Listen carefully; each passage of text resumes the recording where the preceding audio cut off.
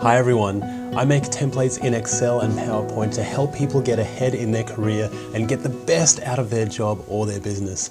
This one we're going to look at today is the Plan, Do, Check, Act one-pager. It's an A3. It's also known as an A3 because it fits all of the information about your change or your project on an A3 sheet of paper, or in this case, an even smaller piece of paper, which is very handy.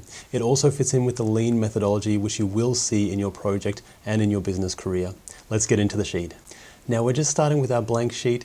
We're going to start with a slide size and do a custom slide size, and we're going to say, in this case, an A4, but we want it to be landscape, so it's a long ways instead of up and down.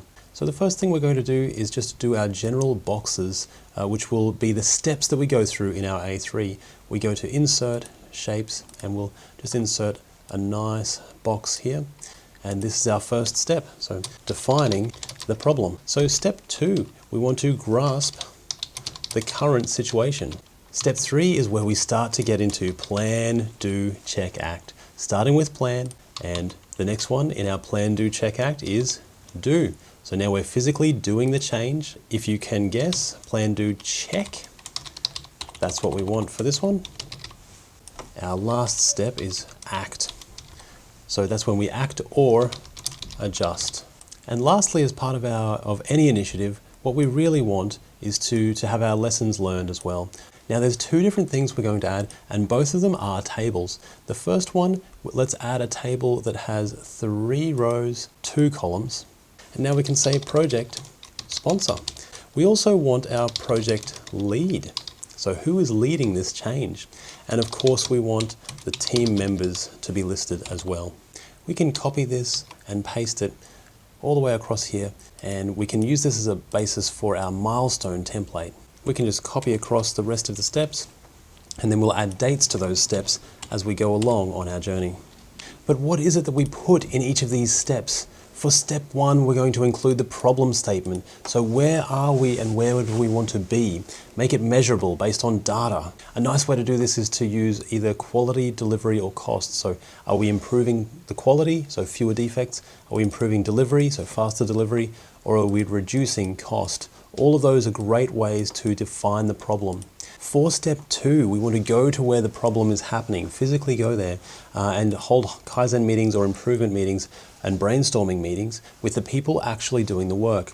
This is where we can include things like our SIPOCs, value stream maps, swim lane flowcharts, and root cause analysis like Ishikawa diagrams or fishbone diagrams and Pareto charts. And we'll see a nice example of that in a second.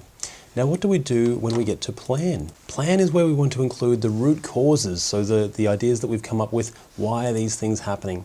We might include a 5 whys here, we might include the brainstorm solutions, and then we're going to include an action register. For that, let's copy this one up the top. It's a nice, easy way to do it. But what we also want to do is change the headings so that we've got our number, we've got our action item, and we've got our due date. Now what do we do for the do step? This is where we implement the actual solutions that we've done, and we detail all of those solutions and how they went. So we document the process or the layout changes, do the new processes for our team. For step 5, we want to gather the data from our lessons. So when we've implemented this, what's actually happened? What were we aiming for? What was the measure? What was the target? And what did we start with? That's our baseline. And what actually happened. And we want to compare those results and see if we got the results that we really wanted. For step 6, basically we're adjusting if things didn't go to plan. So if the desired results are met, then we can document the changes and update our standard operating procedures, so our processes.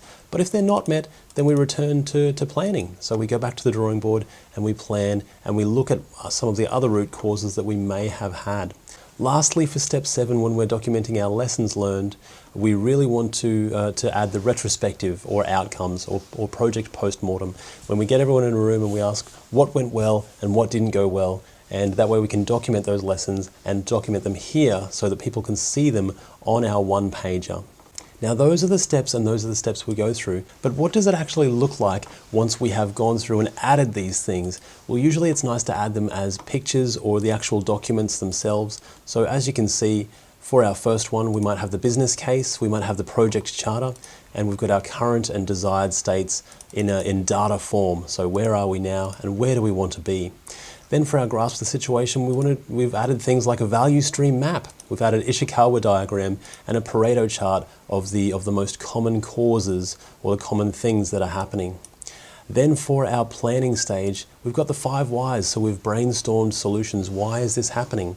And then we've added the action items and assigned them to people so that they know who is accountable. For our do stage, we've added our project Gantt chart as we're implementing these changes, and a Kanban board if we want to implement it on a smaller scale or a more granular scale. Then when we're checking the results, we can measure again. So we do need to go through, we might add a histogram here or other ways of measuring. And here's our table of the measures against our baseline and the target and what actually happened. For acting and adjusting, we note whether the desired results were met, and we update the standard operating procedures or the processes for our teams.